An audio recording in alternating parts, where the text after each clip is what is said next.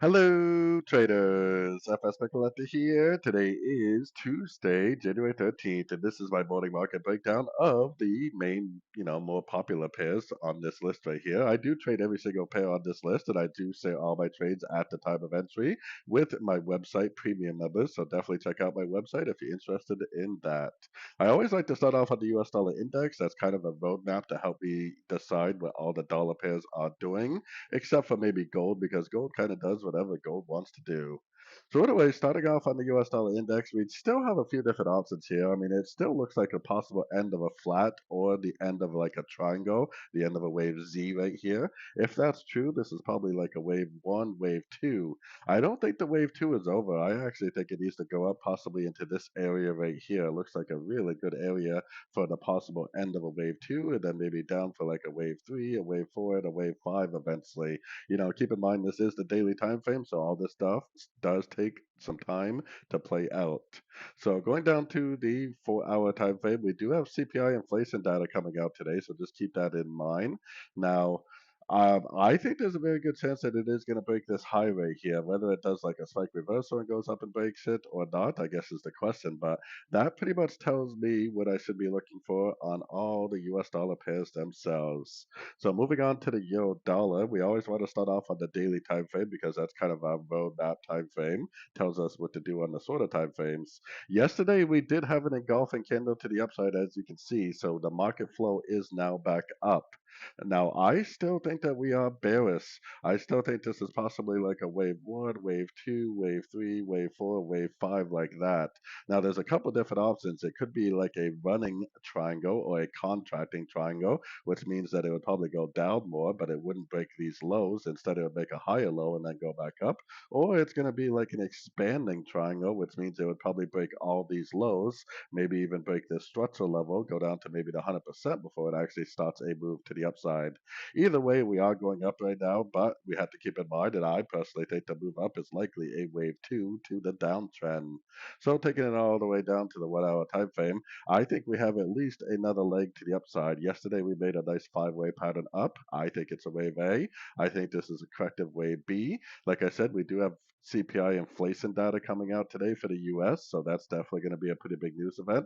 Whether or not it goes down one more time and grabs liquidity before it goes up, I guess is the question, but I think we're going to end up going up for a wave C, and I think this is probably an ABC of 2 on the daily time frame. So, like I said, be a little bit cautious. I mean, it definitely, with the news coming out today, it might push down, grab all these lows, maybe hit the 61% before it goes up, or possibly it's already turned because it is definitely making a turn at the 50%. So there is a chance it just takes off from here, goes up and makes a big old wave C. But either way, we are looking at this as an ABC correction, most likely to the higher time frame downtrend. Moving on to the pound dollar, going back up to the daily time frame. The pound dollar is pretty impulsive up, and yesterday on the daily time frame, we definitely did engulf back up. I have this marked as a possible wave four because it definitely looks like a wave one, wave two. This could all be a wave three. This could be like an expanding wave four, and then possibly now be heading up for like a wave five. Something like that, I think, is pretty likely, but we do have to keep in mind that the daily and weekly is down, so it could just make a wave five, grab these highs and then turn down in a big way.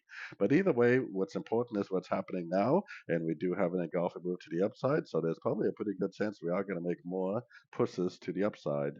Moving down to the daily time frame, it would be nice to see this actually go down one more time because for me that would make for a much nicer setup. First of all, we got the one, two, three, four, five waves up. It's either a wave one of that five waves up of five, so a one of five, or it's possibly a wave A. But I was hoping that this was an A right here, and I was hoping this was a wave B because that would lead to another push down to maybe like the 38 or the 50% for a wave C, and then another push up for either a 3 or a C. Like I said, with the CPI inflation data today, it would make sense for it to go down, grab liquidity before it actually does take off to the upside. And it would also make for a much clearer ABC pullback if it does end up pushing down one more time, finishing off a wave two, most likely, or possibly a wave B. So keeping all that in mind, let's move on to the Aussie dollar, back up to the daily time frame. The Aussie dollar never even broke structure to the downside. It looked like it was going to, but it definitely didn't. The trend is up on the weekly, the daily, the market flow is definitely up. I mean, when the trend is up, we have to trade, especially when the weekly, daily trend agree, we have to keep in mind that it could just take off and could just continue to make higher highs, higher lows. There's definitely no reason yet to say that this trend is over. Obviously, we got our Fibonacci retracement on there to help us look for areas of resistance or support along the way. Moving down to the 1 hour time frame, if we are going to end up pushing up again, first of all, on the 1 hour time frame, we got a nice push up with a break of structure. So we got like a 1, 2, 3, 4, 5 pattern, maybe even like 7 waves up. Hopefully it's like a wave one, but we have to keep in mind it could be a wave A. Most likely this is a corrective pattern down like wave B. I think it's probably a wave two. Keeping an eye on my Fibonacci retracement levels. I mean, it could push down, probably more likely to the 50% or even the 61% before it actually goes up and makes a wave three or a wave C. So we're expecting the same type of movement on all the dollar pairs, just a little bit of a different version on each pair. Definitely all very, very correlated, and we definitely use the US dollar index to help us with direction. Moving on to the US dollar Canadian. Now, yesterday I was talking about it possibly being a little expanding on the sort of time frames, but we never had engulfing down. It's a very strong move up. We got a break of structure to the upside on the daily. We are not bouncing from a Fibonacci retracement level, so we are definitely still very bullish. No engulfing down, no Fibonacci bounce, no break of structure. Definitely still bullish. Going down to the 1 hour time frame, yesterday I was talking about how this looks like it could be either a running or an expanding flat because we have impulsed down with a break. Then we have a higher high, but the higher high was made in 3 waves. Then we got what looks like a 5 way pattern down. It looks like it's trying to form a running ABC pattern. Went right down to the 138% fib. It is trying to break structure to the upside. There's probably a pretty good chance this is at least going to go up and retest the highs. Maybe at the news it does reverse back down, but for now, until we get some sort of a significant break of structure to the downside, preferably on a little bit of a higher time frame, we are definitely still very bullish on this pair. Definitely no reason to think that it's going down as of yet. Moving on to the US dollar Swiss.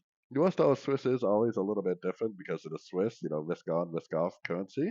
I still think this is potentially a wave W, this is a wave X, and then we have an a B, and we're likely in a C of Y right now. So if we're in a wave C of Y, then most likely this needs to end up forming an uptrend, like a 5 wave uptrend, because a wave C of Y should be an impulsive 5 way pattern. So I would expect to see like a 1, 2, 3, 4, and 5 to the upside. I also think there's a pretty good chance that we'll break this high right here. So, this is the daily time frame, and that potentially is a lot of upside potential for sure. Moving down to the daily time frame, it'd be nice to see a more proper pullback. I do think that the market is going up on the daily, but it would be nice to see like a one. It'd be nice if this was an A and then it did something like this for a B and then it went down for a C, because that potentially would give us a much clearer, much better entry for the end of a wave two and then the continuation up for a wave three. That would be the most ideal situation, and I do think that is probably how it's going to play out. But when you're in an uptrend on the daily, you do have to keep in mind that trying to go short for a wave C like this and then long for the end of the correction is kind of dangerous, because oftentimes when the higher time frames are up, it just goes up and then it looks like it's going down, but then up it goes, which is why my primary goal right now would be longs. The market did turn down on the daily, so the market flow is down on the daily, but based on structure, the market is definitely up on the daily, so there is a chance it just keeps going up.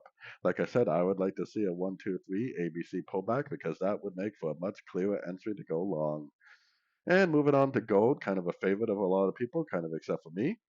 So on gold, we're at all-time highs once again, all the way up to about 44,600. Very strong. Looks like a possible 1, 2, 3, 4, 5 pattern. If it is a 1, 2, 3, 4, 5, then it definitely could turn at a fib level, go down, break structure of the wave four, and either make a crescent to the 5 ways up, or possibly even some sort of a reversal. The thing is that gold is in a wave three on every single time frame.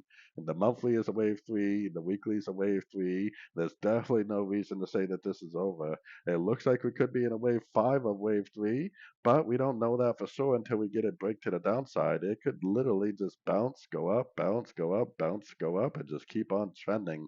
The trend needs to be your friend when you're talking about gold, because every single higher roadmap time frame is up. So keeping all that in mind, going down to the 1 hour time frame, I mean, I have done nothing for the last several months but recommend longs on gold, and I'm still doing so.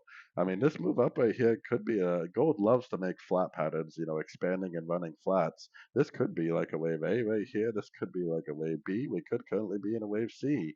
Now, if it goes up, hits the fib, then goes down and starts breaking structure, then okay, if you're a short time frame trader, you can start looking for shorts. Otherwise, I would definitely be doing nothing but trying to go long at every single little pullback I see because, like I said, gold is in a very, very strong uptrend on every single time frame. When it comes to gold, the trend really, really needs to be your friend, and you really, really need to focus on long opportunities, even though most people probably think that it's way, way overbought, which it is way overbought, but overbought to who? There's no reason to say that gold may not hit $5,000 an ounce within the next few weeks. So, anyways, moving on to the US dollar yen. All the yen pairs made a very strong push up here, especially last night in the Asian session. I have this marked as either a wave C or a wave 3. If it's a wave 3, it will push up to the 161.8, which is all the way up, which is all the way up at about the 1.61 area. If it's a wave C, then it could turn it to 100%. It could turn it to 123. The yen pairs are another pair just similar to gold, where every single higher time frame is in an uptrend. So going down to the shorter time frames and thinking that it's a good idea to look for shorts is a terrible, terrible idea, at least until we get some sort of a break or structure down. So going down to the 1 hour time frame, I mean, I would definitely be doing nothing but looking for logs at the end of every single little pullback that I see. Yesterday, I was talking about how this could be 1, 2, 3 down, 1, 2, 3 up, and then it could go down again. But I was saying that that is a very dangerous trade. And this right here is a perfect example of why focusing on sorting opportunities when every single higher time frame is in an uptrend is a very dangerous, dangerous retail trader mindset. We are definitely bullish on every single time frame. We are approaching a fib level. Maybe it will make a pullback. Maybe it won't. I have no idea, but I do know if it does make a pullback, I'm not going to focus on the short, but instead I will focus on putting my Fibonacci retracement on there and try to go long again every single chance I get, at least until the higher time frames tell me that we are really making some sort of a move to the downside. So moving on to the euro yen, I mean, all the yen pairs are basically the same. Yesterday, I was talking about how this is a very nice little ABC correction right there. And what happens at the end of an ABC? It normally goes up and takes out the previous highs. We got our Fibonacci extension on there to look for areas of resistance along the way. But just because we're sitting at a fib level doesn't mean that it has to stop. I mean, it could go up to any one of these fib levels. We should be able to recognize when this trend is over by seeing a breakdown on shorter time frames. So going down to the 1 hour time frame, there's nothing to do, in my opinion, except for be patiently waiting for longs. My old mentor used to say in these situations that there's only one thing to be doing right now. There's either you're already long from the last pullback way back here, waiting for an exit, or you're patiently waiting for another pullback to go long again. I definitely wouldn't recommend shorts, and I definitely wouldn't recommend going long right here. So if you're not already in the trade, the only thing to do is to be waiting patiently for more pullbacks like these old pullbacks to go long again, potentially for the continuation of the uptrend. And moving on to the pound yen, which is the last pair that I do cover in my videos. Like I said, I do trade every single pair on this list right here, but I normally don't cover anything below the pound yen in my daily videos. I do a daily forecast every single day for my premium members for every single pair on this list right here, telling them what direction I am looking for trades. And I also set up an alert system so that way, when price is potentially set up for a trade, we all know that it's time to start watching a pair. And like I said, I do save every single trade I take with my members at the exact time of entry. So, anyways, yesterday I was talking about how this is probably a running ABC, and that's exactly what it was. We got our Fibonacci extension on the last impulsive, projected out the bottom of the last corrective. These Fibonacci areas should be areas of resistance for us. At one of these areas, it potentially could start another pullback, but there's definitely no signs of that yet. Unfortunately, all the yen pairs are kind of the same story right now. The only strategy, in my opinion, is to already be long from one of these pullbacks in the past, or the strategy is to be patiently waiting for a new pullback. I mean, that's obviously not what we want to hear, is that the only thing to do right now is to either be already long or be patiently waiting for another long. But trying to go short when the monthly, the weekly, and the daily are all in uptrends is the retail trader mindset that causes up to 90% of retail traders to probably lose money. So anyways, like I said, one of these fib levels could be an area of resistance. If it does break structure to the downside, throw your Fibonacci retracement on there and look for a long opportunity at a fib bounce. Nice engulfing move to the upside at a Fibonacci bounce at the end of a pullback. So anyways, don't forget to check out my website, fxpipcollector.com. Don't forget to like and subscribe. And as always, thank you for watching and happy trading to everyone.